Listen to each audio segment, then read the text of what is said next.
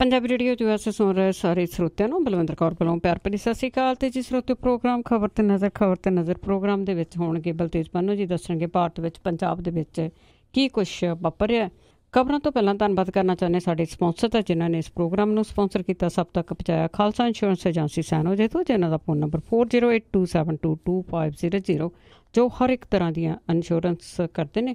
ਗੁਰਦੀਪ ਸਿੰਘ ਬਿਰਦੀ, ਕਲੋਵਸ, Satnam Singh Shergill, Salma, Chicago pizza with twist, ਜਿਨ੍ਹਾਂ ਤੋਂ ਹਰ ਇੱਕ ਤਰ੍ਹਾਂ ਦਾ ਪੀਜ਼ਾ ਔਡਰ ਕਰ ਸਕਦੇ ਹੋ। ਪੀਜ਼ਾ ਔਡਰ ਕਰਨ ਲਈ ਵਿਜ਼ਿਟ ਕਰ ਸਕਦੇ ਹੋ www.chicagopizzatwist.com। 15% ਆਫ ਲੈਣ ਲਈ ਕੋਡ ਵਰਤ ਸਕਦੇ ਹੋ 1313। ਬਹਾਦਰ ਸਿੰਘ ਗਿੱਲ, ਪੌਲਰ, ਰਣਵੀਰ ਸਿੰਘ ਰਾਣਾ, ਬੇਕਰਸਫੀਲਡ, ਗੁਰਵੀਰ ਸਿੰਘ ਬਰਾੜ, ਫਰੈਜ਼ਨੋ। ਬਹੁਤ ਬਹੁਤ ਧੰਨਵਾਦ ਕਰਦੇ ਹਾਂ। ਪ੍ਰੋਗਰਾਮ ਨੂੰ ਸਪਾਂਸਰ ਕੀਤਾ, ਸਭ ਤੱਕ ਪਹੁੰਚਾਇਆ। ਸਾਡੇ ਨਾਲ ਜੁੜ ਚੁੱਕੇ ਨੇ ਬਲਤੇਜ ਪੰਨੂ ਜੀ। ਸਤਿ ਸ਼੍ਰੀ ਅਕਾਲ, ਸਵਾਗਤ ਹੈ ਜੀ। ਸਤਿ ਸ਼੍ਰੀ ਅਕਾਲ ਜੀ, ਧੰਨਵਾਦ ਜੀ, ਬਹੁਤ ਮਿਹਰਬਾਨੀ। ਅਤੇ ਜੀ ਗੱਲ ਸ਼ੁਰੂ ਕਰਦੇ ਹੈਗੇ ਆ ਡਰੱਗ ਤਸਕਰੀ ਦੀ। ਅਤੇ ਬਹੁਤ ਵੱਡਾ ਕੇਸ ਆ ਜੀ, ਬਹੁਤ ਸਾਰੇ ਇਸ ਦੇ ਵਿੱਚ ਨਾਮਜ਼ਦ ਹੋ ਗਏ ਅਤੇ 8400 ਪੰਨਿਆਂ ਦਾ ਚਲਾਨ ਪੇਸ਼ ਹੋਇਆ। ਬਿਲਕੁਲ ਜੀ, ਇਹ ਜਿੱਡੇ ਜ਼ਿਆਦਾ ਜਿਹੜੇ ਦੀ ਪੰਨੇ ਆ ਓਡੇ ਵੱਡੇ ਨਾਮ ਵੀ ਇਹਦੇ ਵਿੱਚ ਜਿਹੜੇ ਦੀ ਉਹ ਸ਼ਾਮਲ ਹੈ। 8400 ਪੰਨਿਆਂ ਦਾ ਚਲਾਨ ਜਿਹੜਾ ਜੀ ਇਹ ਪੇਸ਼ ਕੀਤਾ ਗਿਆ। ਇਹਦੇ ਵਿੱਚ ਨਸ਼ਾ ਤਸਕਰੀ ਤੇ ਬੇਨਾਮੀ ਜਾਇਦਾਦ ਦੇ ਬਣਾਉਣ ਦੇ ਦੋਸ਼ ਜਿਹੜੇ ਆ ਉਹ ਲਾਏ ਗਏ ਆ। ਟੋਟਲ ਤਕਰੀਬਨ 12 ਦੇ ਖਿਲਾਫ ਇਹ ਚਲਾਨ ਪੇਸ਼ ਹੋਇਆ। ਔਰ ਇਹਦੇ ਵਿੱਚ ਸਾਬਕਾ ਅਕਾਲੀ ਮੰਤਰੀ ਸਰਵਣ ਸਿੰਘ ਫਲੋਰ, ਜਿਹੜੇ ਕਿ ਵਿਧਾਨ ਸਭਾ ਚੋਣਾਂ ਤੋਂ ਐਨ ਪਹਿਲਾਂ ਕਾਂਗਰਸ ਦੇ ਵਿੱਚ ਚਲੇ ਗਏ ਸਨ, ਪਰ ਕਾਂਗਰਸ ਨੇ ਵੀ ਟਿਕਟ ਉਹਨਾਂ ਨੂੰ ਨਹੀਂ ਸੀ ਦਿੱਤੀ। ਉਹਨਾਂ ਦਾ ਮੁੰਡਾ ਦਮਨਵੀਰ ਸਿੰਘ ਫਲੋਰ, ਸਾਬਕਾ ਚੀਫ ਪਾਰਲੀਮਾਨੀ ਸੈਕਟਰੀ ਅਕਾਲੀ ਦਲ ਦੇ ਵਿੱਚ ਅਵਿਨਾਸ਼ ਚੰਦਰ, ਪਰਮਜੀਤ ਚਾਹਲ, ਜਗਜੀਤ ਸਿੰਘ ਚਾਹਲ, ਉਹਦੀ ਘਰ ਵਾਲੀ ਇੰਦਰਜੀਤ ਕੌਰ ਚਾਹਲ, ਦਵਿੰਦਰ ਕਾਂਤ ਸ਼ਰਮਾ, ਸਚਿਨ ਸਰਦਾਨਾ, ਉਹਦੀ ਘਰ ਵਾਲੀ ਰਸ਼ਮੀ ਸਰਦਾਨਾ, ਉਹਦਾ ਪਿਓ ਸੁਸ਼ੀਲ ਕੁਮਾਰ ਸਰਦਾਨਾ, ਉਹਦੀ ਮਾਂ ਕੈਲਾਸ਼ ਸਰਦਾਨਾ, ਜਸਵਿੰਦਰ ਸਿੰਘ ਦੇ ਖਿਲਾਫ ਜਿਹੜੇ ਆ ਜੀ ਉਹ ਦੋਸ਼ ਤੈਅ ਕੀਤੇ ਗਏ ਆ। ਇਨਫੋਰਸਮੈਂਟ ਡਾਇਰੈਕਟੋਰੇਟ ਦੇ ਵੱਲੋਂ ਇਹਨਾਂ ਦੋਸ਼ੀਆਂ ਨੂੰ ਭੋਲਾ ਕੇਸ ਦੇ ਵਿੱਚ ਵੱਖਰੇ ਤੌਰ ਦੇ ਉੱਤੇ ਜਿਹੜਾ ਜੀ ਉਹ ਨਾਮਜ਼ਦ ਕੀਤਾ ਗਿਆ। ਇਹਨਾਂ ਦੇ ਜਿਹੜੇ ਈਡੀ ਦੇ ਵਕੀਲ ਆ ਜੀ ਉਹ ਹਾਜ਼ਰ ਸਨ ਜਦੋਂ ਇਹ ਜਿਹੜੇ ਦੋਸ਼ ਆ ਉਹ ਆਇਦ ਕੀਤੇ ਗਏ ਆ। 100 ਸਰਕਾਰੀ ਗਵਾਹਾਂ ਦੇ ਵਿੱਚੋਂ 2 ਨੂੰ ਹੁਣ ਆਪਣੇ ਬਿਆਨ ਜਿਹੜਾ ਦਰਜ ਕਰਾਉਣ ਦੇ ਸੰਮਣ ਜਾਰੀ ਕੀਤੇ ਗਏ ਆ।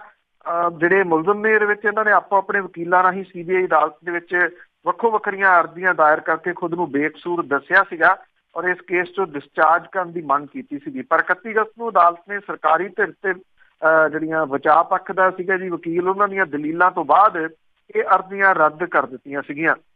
ਈਡੀ ਦੇ ਵੱਲੋਂ ਸਾਬਕਾ ਮੰਤਰੀ ਸਰਵਣ ਸਿੰਘ ਫਲੋਰ ਤੇ ਦੋਸ਼ ਲਾਇਆ ਗਿਆ ਕਿ ਗੁਰਮੇਜ ਸਿੰਘ ਉਰਫ ਗਾਬਾ ਦੇ ਕੋਲੋਂ ਮਿਲੀ ਜਿਹੜੀ ਡਾਇਰੀ ਸੀ ਉਹਦੇ ਵਿੱਚ ਸਰਵਣ ਸਿੰਘ ਫਲੋਰ ਦੀ ਚੋਣ ਤੇ ਕੀਤੇ ਖਰਚੇ ਦਾ ਡਿਟੇਲ ਜਿਹੜੀ ਆ ਜੀ ਉਹ ਦਰਜ ਸੀਗੀ।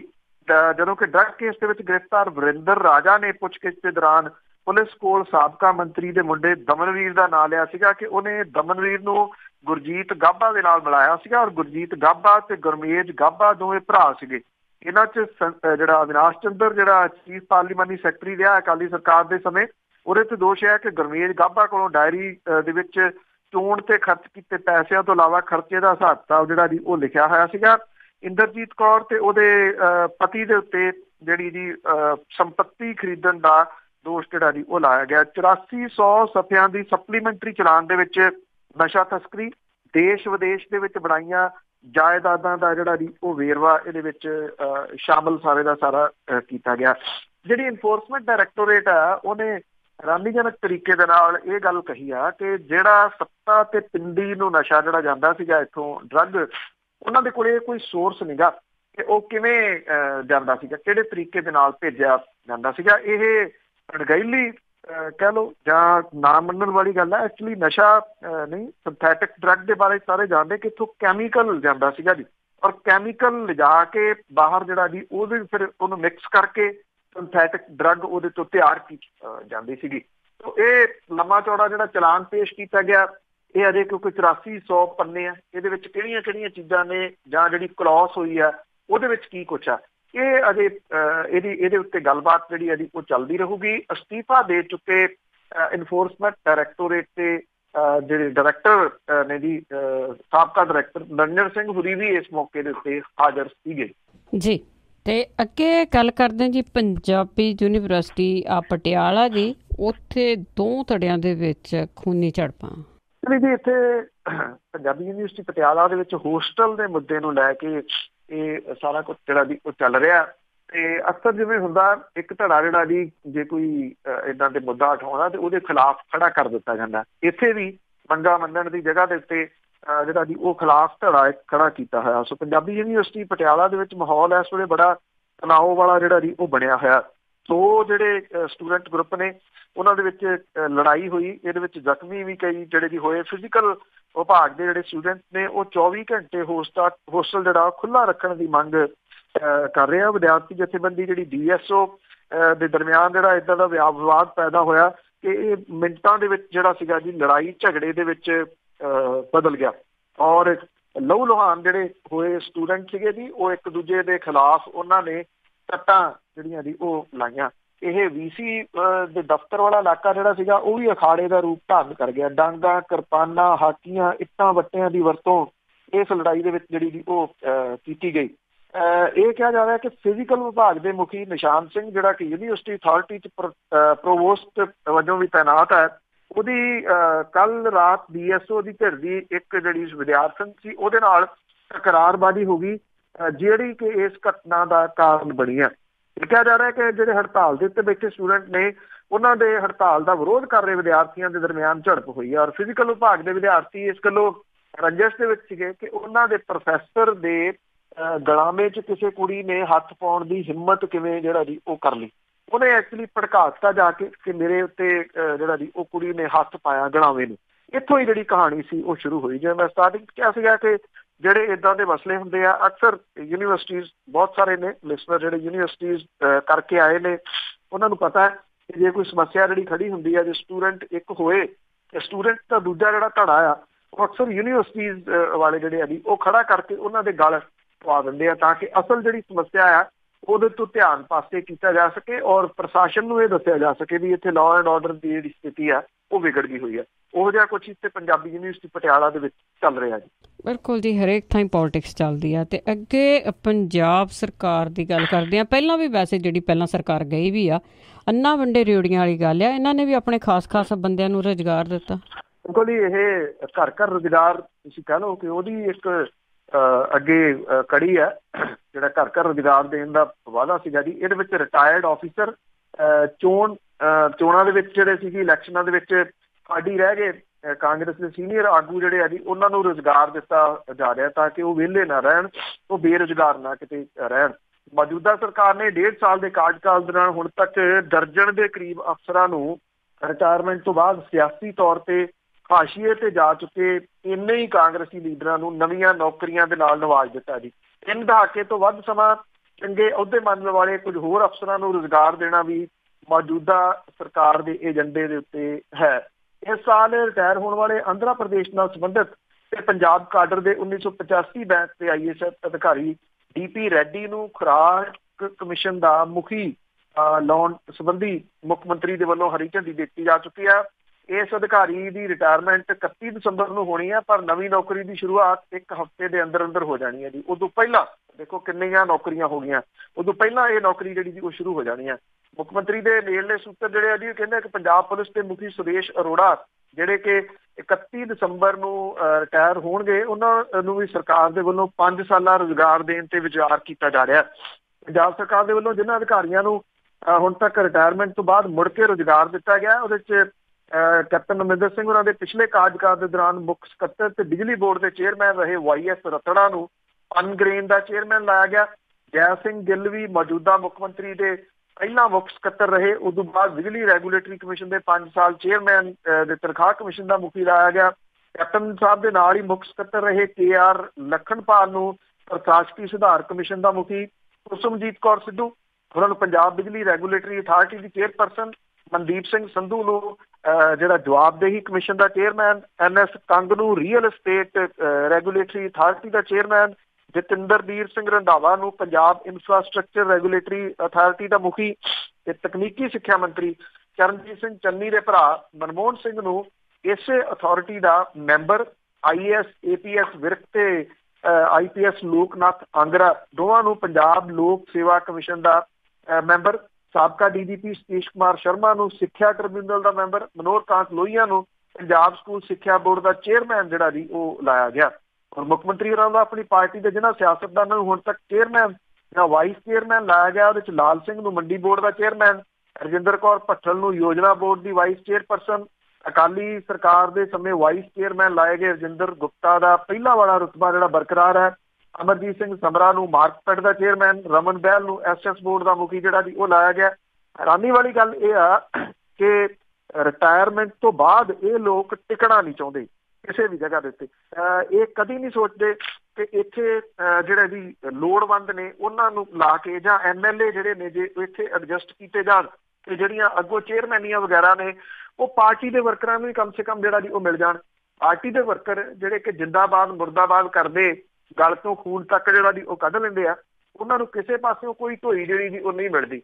ਲੈ ਦੇ ਕੇ ਉੱਥੇ ਕੀ ਕਹਾਣੀ ਜਿਹੜੀ ਆ ਨਾ ਖੂਹ ਦੀਆਂ ਟਿੰਡਾਂ ਵਾਂਗੂ ਮੁੜ ਕੇ ਜਿਹੜੀ ਇਹਦੀ ਉਹੀ ਤੁਰੀ ਆਉਂਦੀ ਆ ਤੇ ਜਿਹੜੇ ਅਹੁਦਿਆਂ ਤੋਂ ਰਿਟਾਇਰ ਹੁੰਦੇ ਆ ਉਹਨਾਂ ਦੇ ਵਾਸਤੇ ਨਵਾਂ ਅਹੁਦਾ ਜਿਹੜਾ ਜੀ ਉਹ ਤਿਆਰ ਪਿਆ ਹੁੰਦਾ। ਬਿਲਕੁਲ, ਨਾਲੇ ਉਹਨਾਂ ਨੇ ਨੌਕਰੀਆਂ ਵੀ ਗਰੀਬ ਲੋਕਾਂ ਨੂੰ ਦਿੱਤੀਆਂ ਜਿਨ੍ਹਾਂ ਦਾ ਬਿਲਕੁਲ ਸਰਦਾ ਹੀ ਨਹੀਂ ਸੀਗਾ ਜੀ, ਆਪਣਾ ਵਾਅਦਾ ਪੂਰਾ ਕਰ ਲਿਆ। ਤੇ ਅੱਗੇ ਗੱਲ ਬਾਦਲਾਂ ਦੀ ਕਰਦੇ ਆ ਜੀ। ਵੱਡਾ ਬਾਦਲ ਬੇਬਸ ਹੋਇਆ ਸੁਖਬੀਰ ਬਾਦਲ ਦੇ ਮੂਹਰੇ, ਬਾਗੀਆਂ ਨੂੰ ਮਨਾਉਣ ਦੇ ਹੱਕ 'ਚ ਨਹੀਂ। ਬੇਸ਼ੱਕ ਜੀ ਇੱਥੇ ਪਟਿਆਲੇ ਦੀ ਰੈਲੀ ਦੇ ਵਿੱਚ ਪ੍ਰਕਾਸ਼ ਸਿੰਘ ਬਾਦਲ ਹੋਰਾਂ ਨੇ ਇਹ ਗੱਲ ਆਖੀ ਸੀਗੀ ਕਿ ਜਿਹੜੇ ਟਕਸਾਲੀ ਆਗੂ ਨੇ ਉਹਨਾਂ ਨੂੰ ਸਨਮਾਨਿਤ ਕਰੋ, ਉਹਨਾਂ ਦੀਆਂ ਲਿਸਟਾਂ ਜਿਹੜੀਆਂ ਜੀ ਬਣਾਓ। ਇਹ ਗੱਲ ਉਹਨਾਂ ਨੇ ਕਿਰਪਾਲ ਸਿੰਘ ਬੰਡੂਗਰ ਹੋਰਾਂ ਨੂੰ ਸੰਬੋਧਨ ਹੋ ਕੇ ਕਹੀ ਕਿ ਉਹ ਲਿਸਟਾਂ ਜਿਹੜੀਆਂ ਜੀ ਉਹ ਬਣਾਉਣ। ਜਿਹੜੇ ਬਾਗੀ ਸੁਰਾਂ ਵਾਲੇ ਆ ਇਹ ਤੋਂ ਪਹਿਲਾਂ ਕਿ ਉਹਨਾਂ ਨੂੰ ਮਨਾਇਆ ਜਾਂਦਾ, ਕੁਛ ਸਮਝਾਇਆ ਜਾਂਦਾ, ਪ੍ਰਕਾਸ਼ ਸਿੰਘ ਬਾਦਲ ਹੋਰੀ ਇਸ ਰੈਲੀ ਤੋਂ ਇੱਕ ਦਿਨ ਬਾਅਦ ਤਾਂ ਆਪਣੇ ਪਿੰਡ ਰਹੇ ਤੇ ਮੁੜ ਕੇ ਹੁਣ ਕੱਲ ਦਿੱਲੀ ਚਲੇ ਗਏ। ਭਾਵੇਂ ਗੱਲ ਕਿਸੇ ਅੱਗੇ ਵੱਲ ਨੂੰ ਜਿਹੜੀ ਉਹ ਤੁਰੀ ਨਹੀਂ ਕਿ ਇਹਨਾਂ ਬਾਗੀਆਂ ਨੂੰ ਜਿਹੜਾ ਜੀ ਉਹ ਮਨਾਇਆ ਜਾਵੇ। ਹੁਣ ਬਾਗੀ ਵੀ ਜਿਹੜੇ ਆ ਜੀ ਉਹ ਦੋ ਟੁਕ ਫੈਸਲਾ ਲੈਣ ਦਾ ਉਹਨਾਂ ਨੇ ਮਨ ਜਿਹੜਾ ਜੀ ਉਹ ਬਣਾਇਆ। ਇਹ ਕਿਹਾ ਜਾ ਰਿਹਾ ਹੈ ਕਿ ਸੁਖਬੀਰ ਸਿੰਘ ਬਾਦਲ ਹੋਰਾਂ ਦੀ ਜਿੱਦ ਦੇ ਮੂਹਰੇ ਪ੍ਰਕਾਸ਼ ਸਿੰਘ ਬਾਦਲ ਹੋਰਾਂ ਨੂੰ ਗੋਡੇ ਟੇਕਣੇ ਪੈ ਗਏ, ਕਿਉਂਕਿ ਸੁਖਬੀਰ ਸਿੰਘ ਬਾਦਲ ਹੋਰੀ ਇਹ ਸੋਚ ਰਹੇ ਆ ਕਿ ਇਹ ਜਿਹੜੇ ਬਾਗੀ ਨੇ ਹੁਣ ਇਹਨਾਂ ਨੂੰ ਇੱਕ ਵਾਰੀ ਚੰਗੀ ਤਰ੍ਹਾਂ ਖੁੱਡੇ ਜਿਹੜਾ ਜੀ ਉਹ ਲਾ ਹੀ ਲਿਆ ਜਾਵੇ, ਜਿਨ੍ਹਾਂ ਨੇ ਕਿ ਬਗਾਵਤ ਜਿਹੜੀ ਹੈ ਜੀ ਉਹ ਕੀਤੀ ਆ। ਇਹ ਵੀ ਕਿਹਾ ਜਾ ਰਿਹਾ ਹੈ ਕਿ ਪ੍ਰਕਾਸ਼ ਸਿੰਘ ਬਾਦਲ ਹੋਰਾਂ ਦੀ ਇੰਨੀ ਐਕਟੀਵਿਟੀ ਜਿਹੜੀ ਸੀਗੀ ਜੀ ਉਹ ਇਸੇ ਕਰਕੇ ਦਿਸੀ ਕਿ ਕਿਸੇ ਤਰੀਕੇ ਨਾਲ ਸੁਖਬੀਰ ਸਿੰਘ ਬਾਦਲ ਹੋਰਾਂ ਦੀ ਪ੍ਰਧਾਨਗੀ ਜਿਹੜੀ ਆ ਉਹ ਬਚਾਈ ਜਾ ਸਕੇ। ਔਰ ਉਹਦੇ ਵਾਸਤੇ ਉਹ ਇਹ ਸੋਚਦੇ ਸਨ ਕਿ ਜਿਹੜੇ ਬਾਗੀ ਨੇ ਉਹਨਾਂ ਨੂੰ ਕਿਸੇ ਪਾਸੇ ਜਾਣ ਨਾ ਦਿੱਤਾ ਜਾਵੇ। ਰਣਜੀਤ ਸਿੰਘ ਬ੍ਰਹਮਪੁਰਾ, ਰਤਨ ਸਿੰਘ ਅਜਨਾਲਾ, ਸੇਵਾ ਸਿੰਘ ਸੇਖਵਾਂ ਤੇ ਪ੍ਰਕਾਸ਼ ਸਿੰਘ ਬਾਦਲ ਹੋਰਾਂ ਦੇ ਕਰੀਬੀ ਸੁਖਦੇਵ ਸਿੰਘ ਢੀਂਡਸਾ ਹੋਰਾਂ ਨੂੰ ਬਣਾਇਆ ਜਾਵੇ। ਦੂਜਾ ਜਿਹੜਾ ਪੱਖ ਆ ਜੀ ਉਹ ਇਹ ਕਹਿ ਰਿਹਾ ਕਿ ਸੁਖਬੀਰ ਸਿੰਘ ਬਾਦਲ ਹੋਰਾਂ ਦੇ ਜਿਹੜੇ ਆਲੇ ਦੁਆਲੇ ਆ, ਜਿਹੜੇ ਉਹਨਾਂ ਦੇ ਸਲਾਹਕਾਰ ਆ, ਉਹ ਇਹ ਕਹਿੰਦੇ ਆ ਜੀ ਕਿ ਇਹਨਾਂ ਤੋਂ ਕੀ ਲੈਣਾ, ਇਹਨਾਂ ਦੇ ਨਾਲ ਇਹਨਾਂ ਦੇ ਮੁੰਡੇ ਵੀ ਜਿਹੜੇ ਜੀ ਉਹ ਪਾਸੇ ਜਾਂਦੇ ਲੱਗਣਗੇ ਤੇ ਇੱਕ ਵਾਰੀ ਇਹਨਾਂ ਨੂੰ ਨੱਪ ਦਿਓ ਤੇ ਅਕਾਲੀ ਸਾਰਾ ਕੁਝ ਫਿਰ ਜਿਹੜਾ ਜੀ ਉਹ ਠੀਕ ਠਾਕ ਹੋ ਜਾਊਗਾ। ਹੁਣ ਵੇਖਣਾ ਇਹ ਹੋਊਗਾ ਕਿ ਸੁਖਬੀਰ ਸਿੰਘ ਬਾਦਲ ਹੋਰਾਂ ਦਾ ਇਹ ਜਿਹੜਾ ਪੈਂਤੜਾ ਉਹ ਕਿਸ ਤਰੀਕੇ ਦਾ ਉਹਨਾਂ ਨੂੰ ਜਿਹੜਾ ਜੀ ਉਹ ਪੈਂਦਾ, ਕਿਉਂਕਿ ਇਹ ਲਗਭਗ ਲੱਗ ਰਿਹਾ ਤੈਅ ਕਿ ਇਹਨਾਂ ਨੂੰ ਮਨਾਉਣ ਦੇ ਵਾਸਤੇ ਕੋਈ ਕੋਸ਼ਿਸ਼ ਜਿਹੜੀ ਹੈ ਜੀ ਉਹ ਨਹੀਂ ਕੀਤੀ ਜਾਊਗੀ। ਸੇਵਾ ਸਿੰਘ ਸੇਖਵਾਂ ਹੋਰੀ ਕਹਿੰਦੇ ਆ ਕਿ ਪਾਰਟੀ ਲੀਡਰਸ਼ਿਪ ਦੇ ਵੱਲੋਂ ਪਟਿਆਲਾ ਰੈਲੀ ਤੋਂ ਬਾਅਦ ਉਹਨਾਂ ਨਾਲ ਕੋਈ ਸੰਪਰਕ ਨਹੀਂ ਕੀਤਾ ਗਿਆ, ਜਿਹਦੇ ਕਰਕੇ ਲੀਡਰਸ਼ਿਪ ਦੀ ਪਾਰਟੀ ਬਚਾਉਣ ਦੀ ਪਹੁੰਚ ਜਿਹੜੀ ਹੈ ਜੀ ਉਹ ਸ਼ੱਕੀ ਲੱਗਦੀ ਹੈ। ਔਰ ਉਹਨਾਂ ਨੇ ਕਿਹਾ ਕਿ 2 ਦਿਨਾਂ ਮਗਰੋਂ ਪਾਰਟੀ ਦੇ ਮਾਝੇ ਵਿਚਲੇ ਤਿੰਨੋਂ ਲੀਡਰ ਜਿਹੜੇ ਆ ਉਹਨਾਂ ਨੇ ਮੀਟਿੰਗ ਰੱਖੀ ਆ ਔਰ ਜਿਹਦੇ ਵਿੱਚ ਤਕਰੀਬਨ ਆਖਰੀ ਫੈਸਲਾ ਜਿਹੜਾ ਜੀ ਉਹ ਲਿਆ ਜਾਊਗਾ। ਉਹਨਾਂ ਨੇ ਕਿਹਾ ਕਿ ਬ੍ਰਹਮਪੁਰਾ ਪਰਿਵਾਰ ਦੇ ਵਿੱਚ ਕੋਈ ਸਮਾਜਿਕ ਫੰਕਸ਼ਨ ਸੀਗਾ ਜਿਹਦੇ ਕਰਕੇ ਇਹ ਮੀਟਿੰਗ ਜਿਹੜੀ ਆ ਜੀ ਉਹ ਲੇਟ ਹੋਈ ਆ। ਹੁਣ ਨਿਗਾਹਾਂ ਜਿਹੜੀਆਂ ਜੀ ਉਹ ਮਾਝੇ ਦੇ ਇਹਨਾਂ ਆਗੂਆਂ ਦੇ ਵੱਲ ਟਿਕੀਆਂ ਰਹਿਣਗੀਆਂ। ਇਹ ਵੀ ਕਿਹਾ ਜਾ ਰਿਹਾ ਹੈ ਕਿ ਮਾਝੇ ਤੇ ਮਾਲਵੇ ਦੇ ਵਿੱਚ ਜਿਹੜੀ ਹੋ ਰਹੀ ਬਗਾਵਤ ਹੈ ਇਹਦੇ ਵਿਚਾਲੇ ਕਿਸੇ ਤਰੀਕੇ ਨਾਲ ਕੋਈ ਬ੍ਰਿਜ ਜਿਹੜਾ ਜੀ ਉਹ ਬਣ ਸਕੇ, ਇਹਦੇ ਵਾਸਤੇ ਵੀ ਕਈ ਕੋਸ਼ਿਸ਼ਾਂ ਜਿਹੜੀਆਂ ਜੀ ਉਹ ਆਰੰਭੀਆਂ ਜਾ ਰਹੀਆਂ ਨੇ। ਜੀ ਇਸੇ ਦੇ ਨਾਲ ਲੱਗਦੀ ਜੇ ਗੱਲ ਕਰੀਏ, ਕਹਿੰਦੇ ਕਿ ਸੁਖਦੇਵ ਸਿੰਘ ਢੀਂਡਸਾ ਆ ਉਹ ਕੋਸ਼ਿਸ਼ ਕਰ ਰਿਹਾ ਬ੍ਰਿਜ ਬਣਨੇ ਦੀ। ਉਹ ਜਿਹੜੇ ਮਾਝੇ ਦੇ ਰੁੱਸੇ ਹੋਏ ਲੀਡਰ ਨੇ ਉਹਨਾਂ ਦੇ ਨਾਲ ਮੀਟਿੰਗਾਂ ਕਰ ਰਹੇ ਨੇ, ਇਹ ਵੀ ਚਰਚੇ ਜੀ। ਇਹ ਐਕਚੁਅਲੀ ਗੁਪਤ ਮੀਟਿੰਗ ਦੇ ਜਿਹੜੇ ਜੀ ਉਹ ਚਰਚੇ ਵੱਡੇ ਪੱਧਰ ਦੇ ਉੱਤੇ ਚੱਲ ਰਹੇ ਆ, ਕਿਉਂਕਿ ਸੁਖਦੇਵ ਸਿੰਘ ਢੀਂਡਸਾ ਹੋਰਾਂ ਦਾ ਬਿਲਕੁਲ ਜਿਹੜਾ ਜੀ ਉਹ ਗਾਇਬ ਹੋ ਜਾਣਾ ਚਿੱਠੀ ਲਿਖਤੇ, ਉਦੋਂ ਬਾਅਦ ਕੱਲ ਜਿਹੜਾ ਉਹਨਾਂ ਦਾ ਪ੍ਰਗਟ ਹੋਣਾ, ਉਹ ਅੰਮ੍ਰਿਤਸਰ ਦੇ ਵਿੱਚ ਜਿਹੜਾ ਜੀ ਉਤਰੇ ਹਵਾਈ ਅੱਡੇ ਦੇ ਉੱਤੇ। ਉਹ ਕਿੱਥੇ ਗਏ ਸੀ ਕਿਸੇ ਨੂੰ ਨਹੀਂ ਜਿਹੜਾ ਜੀ ਉਹ ਪਤਾ। ਅਕਾਲੀ ਦਲ ਵਾਲੇ ਵੀ ਉਹਨਾਂ ਨੂੰ ਲੱਭਦੇ ਰਹੇ, ਖੁਫੀਆ ਏਜੰਸੀਆਂ ਦਾ ਸਹਾਰਾ ਵੀ ਉਹਨਾਂ ਨੇ ਲਿਆ ਜੀ, ਪਤਾ ਨਹੀਂ ਲੱਗਿਆ ਅਕਾਲੀ ਦਲ ਨੂੰ ਕਿ ਉਹ ਗਏ ਕਿੱਥੇ। ਅਚਾਨਕ ਆ ਕੇ ਬੇਸ਼ੱਕ ਉਹਨਾਂ ਨੇ ਆਪਣੇ ਸੁਭਾਅ ਮੁਤਾਬਕ ਤੁਸੀਂ ਕਹਿ ਲਓ ਕਿ ਬਹੁਤ ਗਰਮਾ ਗਰਮ ਤਕੜੇ ਤੱਤੇ ਬਿਆਨ ਤਾਂ ਜਿਹੜੇ ਉਹ ਨਹੀਂ ਦਿੱਤੇ, ਪਰ ਉਹਨਾਂ ਦੀ ਜਿਹੜੀ ਸੁਰ ਹੈ ਉਹਦੇ ਵਿੱਚੋਂ ਬਗਾਵਤ ਜਿਹੜੀ ਹੈ ਜੀ ਉਹ ਦਿਸ ਰਹੀ ਹੈ। ਤਾਂ ਉਹਨਾਂ ਨੇ ਇਹ ਗੱਲ ਕਹੀ ਹੈ ਕਿ ਜਿਹੜੇ ਬਰਗਾੜੀ ਕਾਂਡ ਦੇ ਵਾਸਤੇ ਕੋਈ ਵੀ ਦੋਸ਼ੀ ਹੋਵੇ ਉਹਨੂੰ ਸਜ਼ਾ ਮਿਲਣੀ ਚਾਹੀਦੀ ਹੈ। ਉਹਨਾਂ ਨੇ ਇਹ ਕਿਹਾ ਕਿ ਇਹ ਸਮੁੱਚਾ ਸਿੱਖ ਪੰਥ ਚਾਹੁੰਦਾ ਕਿ ਸਜ਼ਾ ਜਿਹੜੀ ਆ ਉਹ ਬੇਅਦਬੀ ਕਾਂਡ ਦੇ ਦੋਸ਼ੀਆਂ ਨੂੰ ਮਿਲੇ। ਦੂਜੀ ਗੱਲ ਉਹਨਾਂ ਨੇ ਜਿਹੜੀ ਕਹੀ ਕਿ ਮੈਂ ਦਰਬਾਰ ਸਾਹਿਬ ਮੱਥਾ ਟੇਕ ਕੇ ਤੇ ਇਸ਼ਨਾਨ ਕਰਕੇ ਭੁੱਲ ਬਖਸ਼ਾਈ ਆ ਕਿ ਅਕਾਲੀ ਜਿਹੜਾ ਦਲ ਆ ਜੀ ਉਹਦੇ ਅਹੁਦਿਆਂ ਦੇ ਉੱਤੇ ਰਹਿੰਦਿਆਂ ਹੋਇਆ ਜੇ ਮੇਰੇ ਕੋਲੋਂ ਕੋਈ ਭੁੱਲ ਹੋਈ ਆ ਤਾਂ ਮੈਂ ਉਹਦੀ ਮੁਆਫ਼ੀ ਮੰਗਣ ਆਇਆ। ਇਹ ਵੀ ਗੱਲ ਜਿਹੜੀ ਜੀ ਉਹ ਅਹਿਮ ਹੈਗੀ ਹੈ।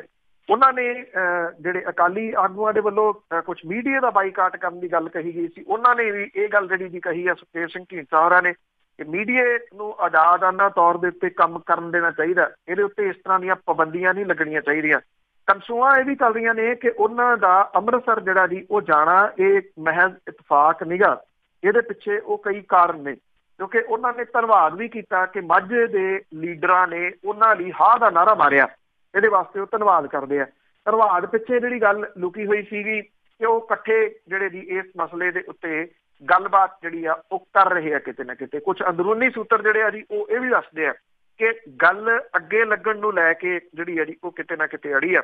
ਕੁਝ ਜਿਹੜੀਆਂ ਧਿਰਾਂ ਨੇ ਉਹ ਇਹ ਕਹਿੰਦੀਆਂ ਨੇ ਕਿ ਸੁਖਦੇਵ ਸਿੰਘ ਢੀਂਡਸਾ ਹੋਰਾਂ ਨੂੰ ਮੂਹਰੇ ਲਾਇਆ ਜਾਵੇ, ਉਹ ਸਹੀ ਤਰੀਕੇ ਨਾਲ ਇਹਨੂੰ ਚਲਾ ਸਕਦੇ ਆ। ਪਰ ਅਕਾਲੀ ਦਲ ਅੰਦਰਲੀਆਂ ਬਾਗੀ ਸੁਰਾਂ ਜਿਹੜੀਆਂ ਨੇ ਕੁਝ ਉਹ ਇਹ ਵੀ ਕਹਿੰਦੀਆਂ ਨੇ ਕਿ ਨਹੀਂ, ਸੁਖਦੇਵ ਸਿੰਘ ਢੀਂਡਸਾ ਹੋਰੀ ਪ੍ਰਕਾਸ਼ ਸਿੰਘ ਬਾਦਲ ਹੋਰਾਂ ਦੇ ਨੇੜਲਿਆਂ ਦੇ ਵਿੱਚੋਂ ਇੱਕ ਰਹੇ ਨੇ। ਉਹਨਾਂ ਨੂੰ ਇਹ ਲੱਗਦਾ ਅੱਜ ਵੀ ਕਿ ਇਹਦੇ ਪਿੱਛੇ ਕੋਈ ਚਾਲ ਨਾ ਹੋਵੇ।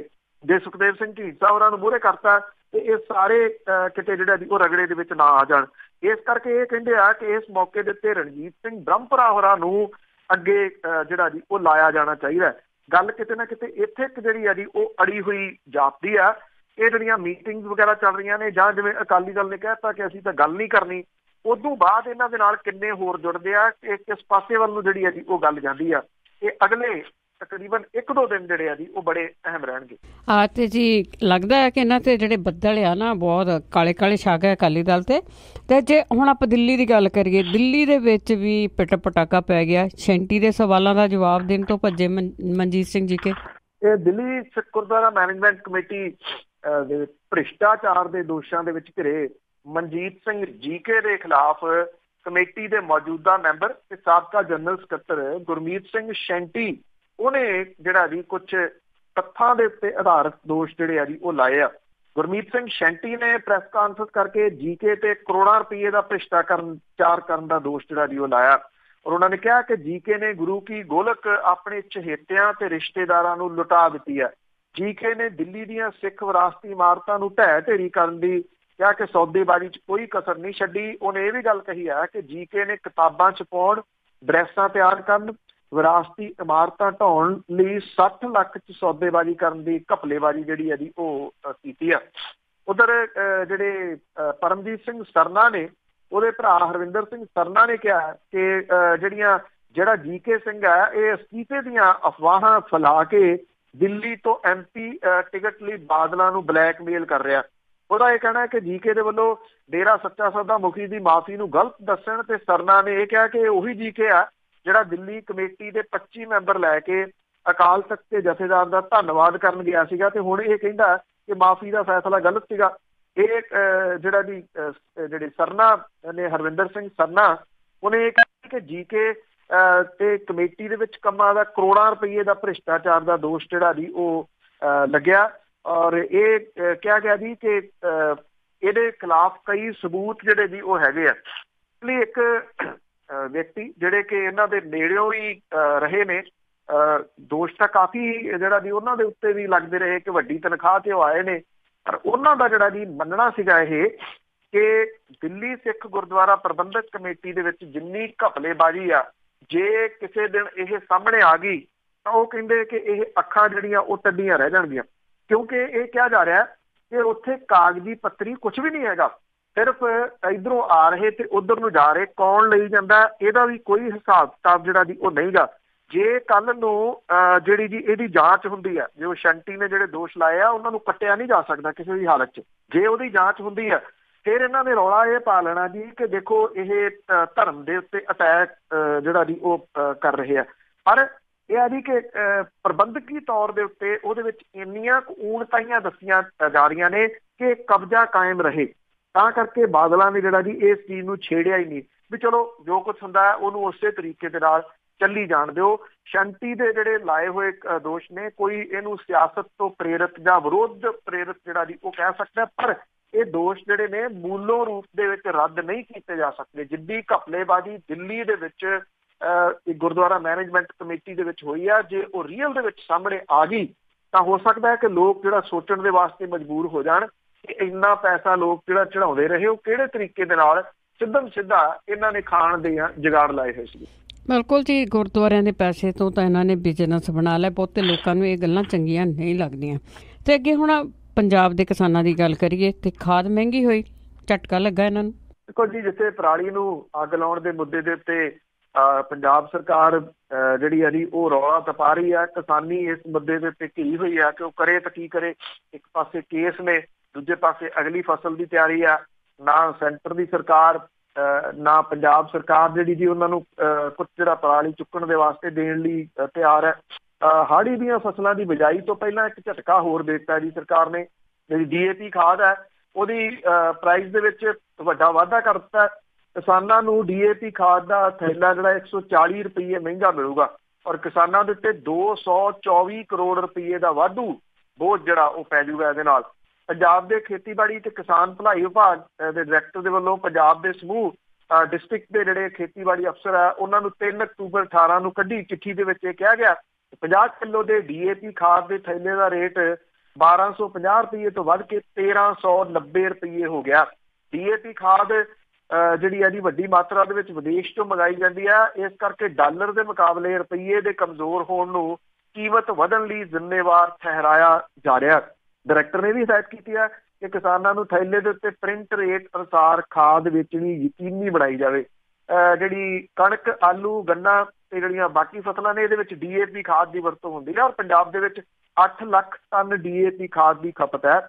140 ਰੁਪਏ ਥੈਲੇ ਦੇ ਵੱਧ ਰੇਟ ਦੇ ਮੁਤਾਬਕ ਕਿਸਾਨਾਂ ਦੇ ਉੱਤੇ ਕਰੀਬ 224 ਕਰੋੜ ਰੁਪਏ ਦਾ ਵਾਧੂ ਬੋਝ ਪਊਗਾ ਔਰ ਪੰਜਾਬ ਦੇ ਵਿੱਚ ਲਗਭਗ 35 ਲੱਖ ਹੈਕਟੇਅਰ ਰਕਬੇ ਦੇ ਵਿੱਚ ਕਣਕ ਦੀ ਬਿਜਾਈ ਜਿਹੜੀ ਹੁੰਦੀ ਆ ਔਰ ਕਣਕ ਵਾਲੇ ਕਿਸਾਨਾਂ ਨੂੰ 350 ਰੁਪਏ ਪ੍ਰਤੀ ਹੈਕਟੇਅਰ ਜ਼ਿਆਦਾ ਜਿਹੜੇ ਦੀ ਉਹ ਖਰਚ ਕਰਨੇ ਪੈਣਗੇ ਤੇ ਇਹ ਟੋਟਲ ਜਿਹੜੀ ਰਕਮ ਆ ਜੀ ਲਗਭਗ 122 ਕਰੋੜ ਰੁਪਏ ਜਿਹੜੀ ਆ ਉਹ ਬਣਦੀ ਆ ਔਰ ਪੰਜਾਬ ਦੇ ਕਿਸਾਨਾਂ ਦੇ ਉੱਤੇ ਪਰਾਲੀ ਨੂੰ ਅੱਗ ਲਾਉਣ ਦੀ ਥਾਂ ਇਹਦਾ ਪ੍ਰਬੰਧ ਕਰਨ ਦੀ ਦਬਾਅ ਜਿਹੜਾ ਜੀ ਉਹ ਵੱਧ ਰਿਹਾ। ਕਿਸਾਨਾਂ ਦੇ ਉੱਤੇ ਜਿਹੜਾ ਜੀ ਇਹਦਾ ਪਰ ਏਕੜ ਜਿਹੜਾ ਜੀ ਉਹ ਵਾਧੂ ਖਰਚਾ ਪੈਣਾ ਜੇ ਉਹ ਜਿਹੜੀ ਪਰਾਲੀ ਨੂੰ ਵਿੱਚ ਖਪਾਉਂਦੇ ਆ। ਉਹਦੇ ਤੋਂ ਬਿਨਾਂ ਇਹ ਜਿਹੜਾ ਖਰਚਾ DAP ਖਾਦ ਦਾ ਇਹ ਹੋਰ ਠੋਕ ਦਿੱਤਾ ਗਿਆ ਜੀ ਕਿਸਾਨਾਂ ਦੇ ਉੱਤੇ ਔਰ ਇਸ ਵੇਲੇ ਡੀਜ਼ਲ ਦੇ ਰੇਟ ਪਿਛਲੇ ਕੁਝ ਸਮੇਂ ਦੇ ਦੌਰਾਨ ਕਿੱਥੇ ਚਲੇ ਗਏ ਆ। ਚਲੋ ਜਿਹੜੇ ਬਾਕੀ ਤਾਂ ਜਿਹੜੇ ਪਾਉਂਦੇ ਨੇ ਉਹ ਕਿਸਾਨਾਂ ਦਾ ਬੁਰਾ ਹਾਲ ਜਿਹੜਾ ਜੀ ਇਹਦੇ ਨਾਲ ਹੋਇਆ ਪਿਆ। ਇਹ ਇੱਕ ਹੋਰ ਮਾਰ ਜਿਹੜੀ ਆ ਜੀ ਉਹ ਵੱਜੂਗੀ ਕਿਸਾਨਾਂ ਦੀ ਜੀ। ਤੇ ਅਖੀਰ ਦੇ ਵਿੱਚ ਆਪਾਂ ਗੱਲ ਕਰਦੇ ਹਾਂ ਜਿਹੜਾ ਕੂੜਾ ਡੰਪ ਕਰਨੇ ਦੇ ਲਈ ਜਿਹੜੀ ਜ਼ਮੀਨ ਖਰੀਦੀ ਗਈ ਸੀ ਲਈ ਸੀਗੀ ਉਹਨਾਂ ਨੇ, ਉਹ ਜਿਹੜਾ ਸਕੈਂਡਲ ਆ ਉਹਦੇ ਵਿੱਚ ਅਫਸਰਾਂ ਤੇ ਅਕਾਲੀ ਆਗੂਆਂ ਦੇ ਉੱਤੇ ਜਿਹੜਾ ਕੇਸ ਹੋਣਾ ਆ ਉਹਨਾਂ ਦੇ ਖਿਲਾਫ ਉਹ ਰਾਹ ਖੁੱਲ੍ਹ ਗਿਆ। ਦੇਖੋ ਜੀ, ਮੈਨੂੰ ਯਾਦ ਹੈ ਕਿ ਪੰਜਾਬੀ ਜਿਹੜੀ USA ਦੇ ਉੱਤੇ ਇਹਦੀ ਪੂਰੀ ਡਿਟੇਲ ਜਿਹੜੀ ਜਦੋਂ ਆਇਆ ਸੀਗਾ ਉਸ ਟਾਈਮ ਇਹ ਦਿੱਤੀ ਸੀਗੀ ਕਿ ਕਿਵੇਂ ਇਹ ਸਕੈਂਡਲ ਹੋਇਆ। ਬਹੁਤ ਟਾਈਮ ਲੱਗ ਗਿਆ ਜੀ ਇਸ ਸਕੈਂਡਲ ਨੂੰ ਇੱਥੋਂ ਤੱਕ ਆਉਂਦਿਆਂ। ਪੰਜਾਬ ਸਰਕਾਰ ਨੇ ਕੂੜਾ ਡੰਪ ਸੈਨੇਟਰੀ ਲੈਂਡਫਿਲ ਦੇ ਵਾਸਤੇ ਪਿੰਡ ਮੰਡੀ ਖੁਰਦ ਦੇ ਵਿੱਚ ਜ਼ਮੀਨ ਅਕਵਾਇਰ ਕੀਤੀ ਸੀਗੀ। 4 ਸਿਆਸੀ ਪਰਿਵਾਰਾਂ ਦੇ ਵੱਲੋਂ ਜਿਹੜੀ ਸੀ 1,59,41,000 ਰੁਪਏ ਦੇ ਵਿੱਚ ਇਹ ਜ਼ਮੀਨ ਕਿਸਾਨਾਂ ਤੋਂ ਐਕਵਾਇਰ ਹੋਣ ਦੇ ਫੈਸਲੇ ਤੋਂ ਐਨ ਪਹਿਲਾਂ ਸਸਤੇ ਭਾਅ ਦੇ ਵਿੱਚ ਖਰੀਦ ਕੇ ਤੁਰੰਤ ਉਹਦੇ ਤੋਂ ਬਾਅਦ ਸਰਕਾਰ ਨੇ ਉਹੀ ਜ਼ਮੀਨ ਅਕਵਾਇਰ ਕਰ ਲਈ। 4 ਪਰਿਵਾਰਾਂ ਨੂੰ ਜ਼ਮੀਨ ਅਕਵਾਇਰ ਹੋਣ ਦੇ ਉੱਤੇ 5,62,80,000 ਰੁਪਏ ਦਾ ਮੁਨਾਫਾ ਹੋਇਆ। IL&FS ਕੰਪਨੀ ਨੇ ਨਗਰ ਨਿਗਮ ਬਠਿੰਡਾ ਨੂੰ 10 ਦਸੰਬਰ 2008 ਨੂੰ ਕੂੜਾ ਡੰਪ ਲਈ 23 ਏਕੜ ਜਗ੍ਹਾ ਦਾ ਪ੍ਰਬੰਧ ਕਰਨ ਦੀ ਸਿਫਾਰਿਸ਼ ਕੀਤੀ ਸੀ। ਨਗਰ ਨਿਗਮ ਦੇ ਕਮਿਸ਼ਨਰ ਨੇ 14 ਜਨਵਰੀ 2009 ਨੂੰ 38 ਏਕੜ ਜ਼ਮੀਨ ਅਪਰੂਵ ਕੀਤੀ। ਕਮਿਸ਼ਨਰ ਨੇ 29 ਅਕਤੂਬਰ 2009 ਨੂੰ ਲੋਕਲ ਜਿਹੜੀਆਂ ਸਰਕਾਰਾਂ ਬਾਰੇ ਵਿਭਾਗ ਦੇ ਪ੍ਰਿੰਸੀਪਲ ਸੈਕਟਰੀ ਨੂੰ ਪਿੰਡ ਗਹਿਰੀ ਭਾਗੀ 'ਚ 95 ਏਕੜ ਜ਼ਮੀਨ ਇਕੱਠੀ ਜ਼ਮੀਨ ਜਿਹੜੀ ਅਕਵਾਇਰ ਕਰਨ ਦੀ ਤਜਵੀਜ਼ ਜਿਹੜੀ ਸੀ ਉਹ ਦਿੱਤੀ। ਅਸਲ 'ਚ ਹੋਇਆ ਇਹ ਕਿ ਇੱਕ ਜਿਹੜਾ ਵਿਅਕਤੀ ਸੀਗਾ ਜੀ ਉਹਨੇ ਇਹਦੇ ਸੰਬੰਧੀ ਪਟੀਸ਼ਨ ਦਾਇਰ ਕਰਤੀ। ਜਿਹੜੇ ਹਾਈ ਕੋਰਟ ਦੇ ਜੱਜ ਸੀ ਉਹਨੇ ਇਹ ਦੇਖਿਆ ਕਿ ਇਹ ਜਿਹੜੀ ਜ਼ਮੀਨ ਹੈ ਇੱਕ ਦਿਨ ਪਹਿਲਾਂ ਲੱਖਾਂ ਰੁਪਏ ਦੀ ਆ ਤੇ ਰਾਤੋਂ ਰਾਤ ਇਹ ਕਰੋੜਾਂ ਰੁਪਏ ਦੀ ਕਿਵੇਂ ਹੋ ਗਈ। ਕਰੋੜਾਂ ਰੁਪਏ ਦੀ ਸਰਕਾਰ ਨੇ ਅਕਵਾਇਰ ਜਿਹੜੀ ਉਹ ਕਿਵੇਂ ਕਰ ਲਈ, 8 ਲੱਖ ਦੀ ਜ਼ਮੀਨ 8 ਕਰੋੜ 'ਚ ਕਿਵੇਂ ਹੋ ਗਈ। ਇੱਥੋਂ ਜਿਹੜਾ ਸੀਗਾ ਜੀ ਇਹ ਖੁੱਲ ਗਿਆ ਅਸਲ ਦੇ ਵਿੱਚ ਮਾਮਲਾ, ਕਿ ਮਾਮਲਾ ਤਾਂ ਆ ਸਿਆਸੀ ਪਰਿਵਾਰਾਂ ਨੇ ਜਿਹੜਾ ਜੀ ਇਹ ਸਾਰਾ ਕੁਝ ਕੀਤਾ। ਹੁਣ ਅਕਾਲੀ ਲੀਡਰਾਂ ਤੇ ਜਿਹੜੇ ਸੀਨੀਅਰ ਆਫੀਸਰ ਸੀ ਕੁਝ, ਉਹਨਾਂ ਦੇ ਖਿਲਾਫ ਰਾਹ ਜਿਹੜਾ ਜੀ ਪੱਧਰਾ ਹੋ ਗਿਆ ਕਾਰਵਾਈ ਦੇ ਵਾਸਤੇ। ਜੇ ਕੋਈ ਵੱਡਾ ਸਰਕਾਰੀ ਅੜਿੱਕਾ ਨਾ ਪਿਆ ਤਾਂ CBI ਨੂੰ ਛੇਤੀ ਕੇਸ ਦਰਜ ਕਰਨ ਲਈ ਹਰੀ ਝੰਡੀ ਮਿਲ ਸਕਦੀ ਆ। 3.5 ਵਰ੍ਹਿਆਂ ਤੋਂ ਇਹ ਮਾਮਲਾ ਠੰਡੇ ਬਸਤੇ ਦੇ ਵਿੱਚ ਸੀਗਾ। ਪੰਜਾਬ ਹਰਿਆਣਾ ਹਾਈ ਕੋਰਟ ਨੇ ਕੂੜਾ ਡੰਪ ਮਾਮਲੇ ਦੀ CBI ਰਿਪੋਰਟ ਤੇ ਆਖਰੀ ਬਹਿਸ ਲਈ 19 ਨਵੰਬਰ ਤਰੀਕ ਜਿਹੜੀ ਹੈ ਜੀ ਉਹ ਤੈਅ ਕਰ ਦਿੱਤੀ ਹੈ। ਆਖਰੀ ਦਫਾ ਇਸ ਮਾਮਲੇ ਦੇ ਉੱਤੇ ਹਾਈ ਕੋਰਟ ਦੇ ਵਿੱਚ 4 ਫਰਵਰੀ 15 ਨੂੰ ਸੁਣਵਾਈ ਹੋਈ ਸੀਗੀ। ਪਟੀਸ਼ਨਰ ਜਰਨੈਲ ਸਿੰਘ ਸਾਬਕਾ ਸਰਪੰਚ ਨੇ ਦਰਖਾਸਤ ਦੇ ਕੇ ਮਾਮਲੇ ਤੇ ਸੁਣਵਾਈ ਦੀ ਜਿਹੜੀ ਹੈ ਜੀ ਉਹ ਮੰਗ ਕੀਤੀ ਸੀਗੀ। ਸਥਾਨਕ ਸਰਕਾਰਾਂ ਦਾ ਵਿਭਾਗ ਇਸ ਹੱਕ ਦੇ ਵਿੱਚ ਹੈ ਕਿ ਜੇ ਅਦਾਲਤ ਦੇ ਤਰਫੋਂ CBI ਨੂੰ ਅਗਲੀ ਕਾਰਵਾਈ ਕਰਨ ਦਾ ਹੁਕਮ ਦਿੱਤਾ ਜਾਂਦਾ ਤੇ ਉਹਦੇ ਤੇ ਉਹਨਾਂ ਨੂੰ ਕੋਈ ਇਤਰਾਜ਼ ਜਿਹੜਾ ਜੀ ਉਹ ਨਹੀਂ ਹੋਊਗਾ। ਇਸ ਮਾਮਲੇ 'ਚ 2 IAS, ਇੱਕ PCS, ਇੱਕ ਡਿਸਟ੍ਰਿਕਟ ਯੂਥ ਅਕਾਲੀ ਦਲ ਲੁਧਿਆਣਾ ਦਾ ਵੱਡਾ ਨੇਤਾ ਵੀ ਜਿਹੜਾ ਜੀ ਉਹ ਘਿਰਿਆ ਹੋਇਆ, ਜਿਹੜਾ ਕਿ ਪਾਵਰਫੁਲ ਰਹੇ ਸਾਬਕਾ ਅਕਾਲੀ ਵਜ਼ੀਰ ਦਾ ਨੇੜਲਾ ਹੈ। ਔਰ ਇਹ ਜਿਹੜਾ ਜੀ ਕੂੜਾ ਡੰਪ ਸਕੈਂਡਲ ਇਹਨੂੰ ਜਿਹੜਾ ਜੀ ਇਹ ਅਖਬਾਰਾਂ ਦੀਆਂ ਸੁਰਖੀਆਂ ਜਿਹੜੀਆਂ ਬਣੀਆਂ ਸੀਗੀਆਂ, ਜਿਹਦੇ ਤੋਂ ਬਾਅਦ ਇੱਕ ਸਾਬਕਾ ਸਰਪੰਚ ਨੇ ਹਾਈ ਕੋਰਟ ਦਾ ਬੂਹਾ ਜਿਹੜਾ ਜੀ ਉਹ ਖੜਕਾਇਆ ਸੀਗਾ। ਤੋ ਕਿਵੇਂ ਪੈਸੇ ਖਾਧੇ ਜਾਂਦੇ ਆ, ਸਿਰਫ ਕਰਪਸ਼ਨ ਜਿਹੜੀ ਹੈ ਜੀ ਉਹ ਕਿਸੇ ਤੋਂ ਰਿਸ਼ਵਤ ਲੈ ਕੇ ਨਹੀਂ, ਆਹ ਤਰੀਕਾ ਵੀ ਜਿਹੜਾ ਅਪਣਾਇਆ ਜਾਂਦਾ, ਅੰਦਰ ਖਾਤੇ ਪਤਾ ਲੱਗ ਜਾਂਦਾ। ਹੁਸ਼ਿਆਰਪੁਰ ਦੇ ਵਿੱਚ ਜਿਹੜਾ ਜ਼ਮੀਨ ਸਕੈਂਡਲ ਹੋਇਆ ਸੀ ਉਹ ਵੀ ਇਸੇ ਤਰ੍ਹਾਂ ਦਾ ਸੀਗਾ। ਜਦੋਂ ਪਤਾ ਲੱਗ ਗਿਆ ਕਿ ਇੱਥੋਂ ਦੀ ਜਿਹੜੀ ਹੈ ਜੀ ਰੋਡ ਲੰਘਣੀ ਆ, ਝੱਟ ਦੇਣੀ ਜਿਹੜੇ ਖਾਲੀ ਪਈ ਜ਼ਮੀਨ ਸੀ ਉਹ ਲੈ ਕੇ ਉਹਦੀ ਪਲਾਟਿੰਗ ਕਰਤੀ, ਉਹਦੇ ਵਿੱਚ ਟਾਵੇਂ ਦੇ ਬੂਟੇ ਲਾਤੇ, ਇਹ ਦਿਖਾਤਾ ਕਿ ਇਹ ਰੈਜ਼ੀਡੈਂਸ਼ੀਅਲ ਕਲੋਨੀ ਆ। ਲੱਖਾਂ ਦੀ ਜਗ੍ਹਾ ਦੇ ਉੱਤੇ ਕਰੋੜਾਂ ਰੁਪਏ ਜਿਹੜੇ ਸੀਗੇ ਉਹ ਲੈ ਲਏ। ਉਸੇ ਤਰੀਕੇ ਦਾ ਇਹ ਡੰਪ ਵਾਲਾ ਜਿਹੜਾ ਜੀ ਉਹ ਸਕੈਂਡਲ ਸੀਗਾ। ਉਮੀਦ ਹੈ ਪਰ ਇਹਦੇ ਵਿੱਚ ਇੱਕ ਜਿਹੜੀ ਗੱਲ ਉਹੀ ਅੜੀ ਹੋਈ ਹੈ ਜੀ ਕਿ ਜੇ ਕੋਈ ਸਰਕਾਰੀ ਅੜਿੱਕਾ ਨਾ ਪਿਆ ਤਾਂ ਇਹ ਨਾਮ ਜਿਹੜੇ ਆ ਜੀ ਉਹ ਸਾਹਮਣੇ ਆ ਸਕਦੇ ਔਰ ਉਹਨਾਂ ਤੇ ਮਾਮਲਾ ਦਰਜ ਹੋ ਸਕਦਾ। ਜੀ ਬਹੁਤ ਬਹੁਤ ਧੰਨਵਾਦ ਬਲਤੇਜ ਪੰਨੂ ਜੀ। ਮਿਹਰਬਾਨੀ ਜੀ, ਧੰਨਵਾਦ ਜੀ, ਸਤਿ ਸ਼੍ਰੀ ਅਕਾਲ ਜੀ। ਤੇ ਸਰੋਤੇ ਸਨ ਬਲਤੇਜ ਪੰਨੂ ਜੋ ਸਾਡੇ ਨਾਲ ਜੁੜਦੇ ਨੇ, ਕਰਦੇ ਨੇ ਖਬਰਾਂ। ਇਸੇ ਦੇ ਨਾਲ ਸਾਡਾ ਅੱਜ ਦਾ ਬੁਲਟਨ ਇੱਥੇ ਸਮਾਪਤ। ਅਗਲੇ ਬੁਲਟਨ ਤੱਕ ਬਲਵਿੰਦਰ ਕੌਰ ਵੱਲੋਂ ਆਪ ਸਭ ਨੂੰ ਪਿਆਰ ਭਰੀ ਸਤਿ ਸ਼੍ਰੀ ਅਕਾਲ।